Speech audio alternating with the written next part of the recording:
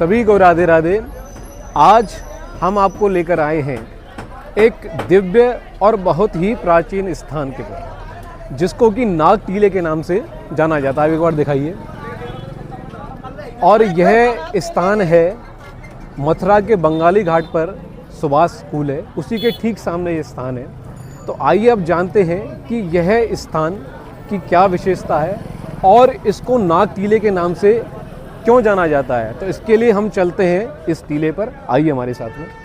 हम और आप आज पुनः दर्शनों की श्रृंखला में मथुरापुरी पंचकोसी परिक्रमा मार्ग के प्राचीन स्थान नाग टीला पर है। यह स्थान सुभाष इंटर कॉलेज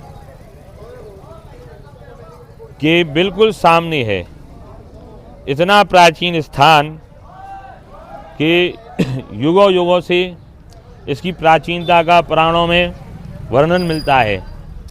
श्रुति स्मृतियों में यह पौराणिक स्थान जिसकी प्राचीनता हम और आप दर्शन करते हुए चल रहे हैं। मुख्यतः यह स्थान वैसे तो तपोभूमि के रूप में रहा है, संतों की तपोभूमि। यह मथुरापुरी का नागटीला स्थल, लेकिन इसकी एक और विशेषता है कि राजा परीक्षित जी को जब श्राप मिला कि तक्षक नाग द्वारा डसने के पश्चात उनका शरीर छोड़ा जाएगा, तो यहाँ पर राजा परीक्षित जी के पुत्र ने जब उनका शरीर छोड़ दिया गया तो उन्होंने सांपों का नागों का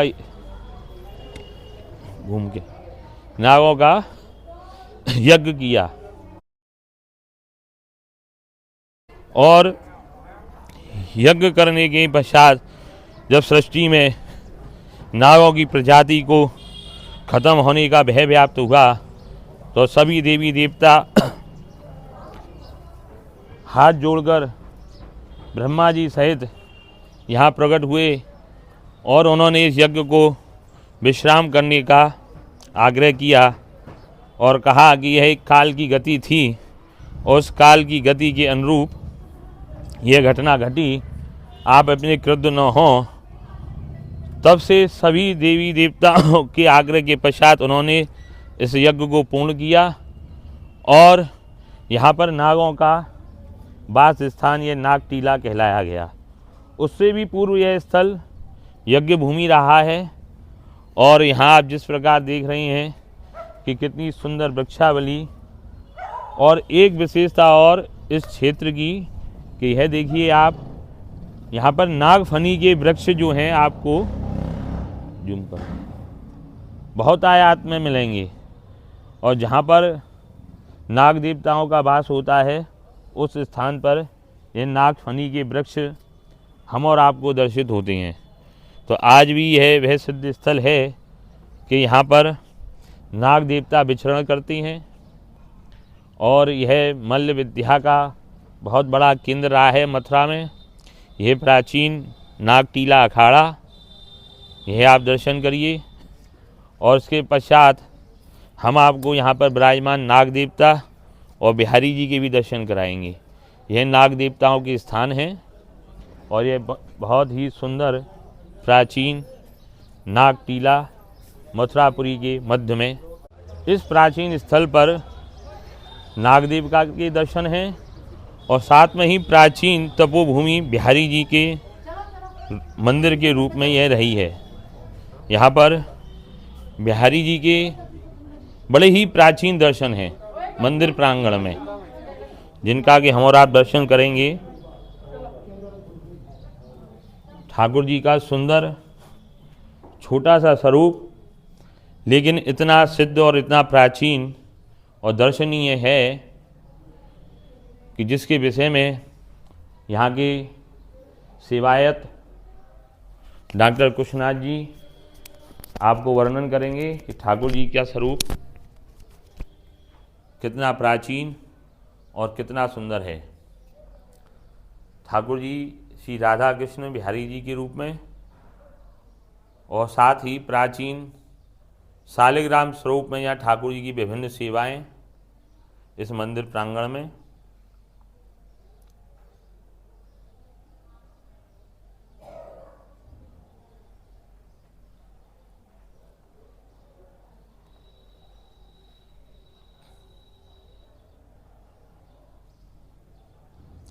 यही है इस ब्रज भूमि की अलौकिकता और प्राचीनता कि यह भूमि ठाकुर जी के दिव्य दर्शनों से सुशोभित हो रही है।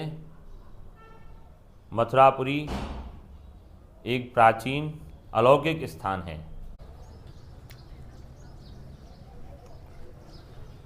अब आप देखेंगे आगे श्री नागदेव विराजमान हैं। ऐसे नागदेव की जो प्रतिमा है मथुरा शहर में और कहीं भी नहीं है। नाग की पूजा यहीं पर है और ये बड़े प्रत्यक्ष हैं। इनकी पूजा मात्र से काल्प सर्वयोग नष्ट हो जाता है, किसी यज्ञ की आवश्यकता करनी नहीं है। और ये छोटी प्रतिमा है नागदेव की। और ये जो बड़ी शिला है ये इसमें 5 नाग उभरे हुए हैं। ये पंचमुखी नाग हैं और कोई बनाई हुई मूर्ति नहीं है। ये इसमें उभरे हुए 5 नाग हैं शिला में ही। ये अति प्राचीन मूर्ति है ये। और इधर में देवस्थल हैं, पूर्वजों के देवताओं की समाधियां बनी हुई हैं उस रूप में। और सभी देवताओं की यहाँ पर स्थापना और पूजा होती है। ये नागेश्वर महादेव विराजमान हैं अपने परिवार के सहित।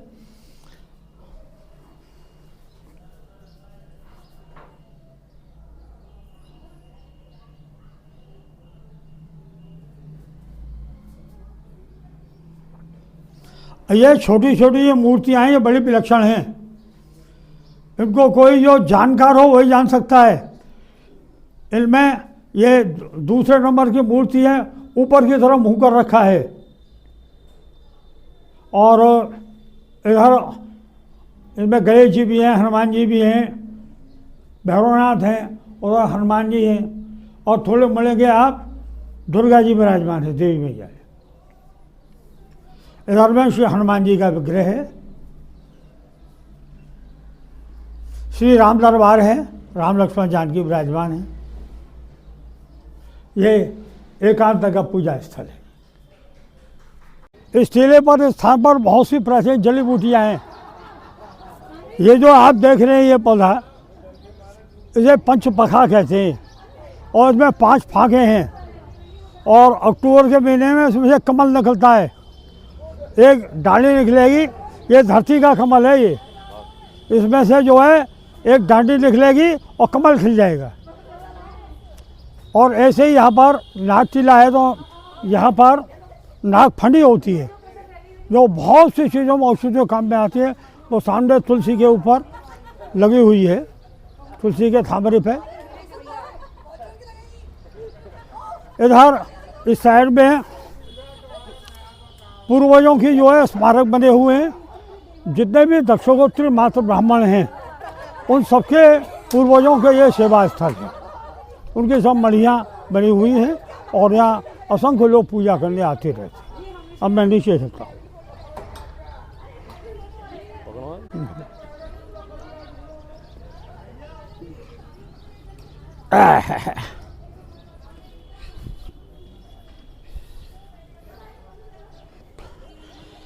ये एक चबूतरा है जिस पर हम चल रहे हैं। ये एक चबूतरा है प्राचीन,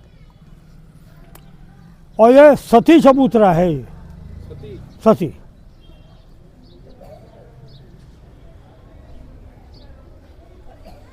प्राचीन एक सती प्रथा चलती थी। और सती प्रथा में ये जब जो जितना भी इलाका है स्थान, ये नाग तीर्थ का स्थान है। सामने ये ध्रुव घाट है, ध्रुव तीर्थ है। उसी घाट को नाम नाग तीर्थ भी कहते हैं। तो यहाँ पर जो क्रियाएं होती हैं पूर्वजों की, संस्कार की, अंतिम की, वो इसी सब में होते हैं। ये सब वो स्थान हैं। तो यहाँ पर जब ये प्रथा चलती थी, सती प्रथा, उस समय में हमारे ये पूर्वज एक सपत्नी की यहाँ पर इसी स्थान पर सती हुई थी। हाथ में चौघड़ा लेकर के 16 श्रृंगार करके इसी स्थान पर अपने पति के साथ उन्होंने समाधि ले ली थी चिता में। वो अभी तक यहाँ प्रत्यक्ष रूप में विराजमान है और कभी कभी दर्शन भी देती हैं। आप उनके दर्शन करिए।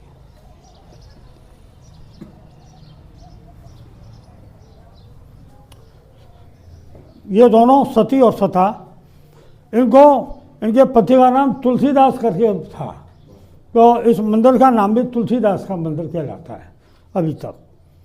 और बहुत लोगों के आराध्य हैं, बड़े चमत्कारी हैं। और अन्य समाधियाँ भी हैं। भगवान शंकर जी की प्रतिमा है। तो ये सती चबूतरा है। मथुरा में 2-3 सती चबूतरा हैं। एक विश्राम घाट पर है और एक ये सती चबूतरा। यहाँ ये पंचटीले हैं, पंचटीलों की माला है। पहला नागटीला, उसके सामने ध्रुवटीला, ध्रुवटीला के सामने नारदटीला, नारदटीला के बाद ध्रुवटीला और ध्रुवटी के बाद सप्तऋषि का टीला। ये इतने प्राचीन स्थान और यज्ञ स्थल हैं कि आज भी यहाँ धरती को खोजा जाए तो 2 फुट 2.5 फुट पर भस्म निकलने लगती है। ये सतयुगी हैं। और इस नागटीले के विषय में ऐसा है, वैसे तो आप जाएंगे तो सभी जगह इन टीलों का महत्व वहाँ के जो सिवाए थे वो बताएंगे। विशेषकर से यहाँ के विषय में मैं आपको बतलाऊँगा कि सतयुगी टीला है 5 में। और उसकी प्रसिद्धि परीक्षित राजा जो हुए, उनके पुत्र जो जन्मेजय थे, उनके महायज्ञ के कारण इसकी प्रख्याति ज़्यादा हो गई। परीक्षित राजा को तक्षस ने डस लिया था, ये श्रीमद् भागवत की प्रसिद्ध कथा है। उसके पुत्र जन्मेजय ने सर्पों से प्रतिशोध लेने के लिए एक यज्ञ किया और उसमें असंख्य नाग जो में भस्म हो गए। लेकिन तक्षक नहीं आया, वह इंद्र के सिंहासन से लिपट गया। तब ब्राह्मणों ने मंत्र के द्वारा उसका भी आकर्षण किया। तब सब देव लोग इकट्ठे हुए और जन्मेजय को समझाया कि तुमने तो और भी पाप कर दिया, एक सर्प के स्थान पर हजारों सर्पों को भस्म कर दिया, तुम तो अपराधी बन गए हो।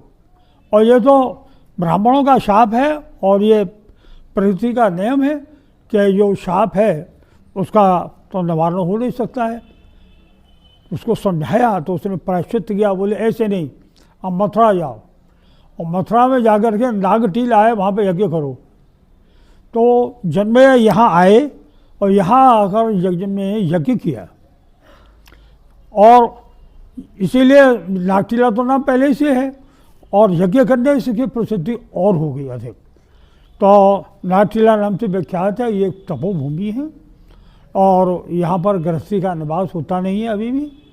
तो ये स्थान पर हमेशा से साहित्यिक, संगीतज्ञ, कवि, विद्वान, पहलवान ये हमेशा बैठते रहे हैं। बड़ा सत्संगी स्थल रहा है, एकांत है और ये तप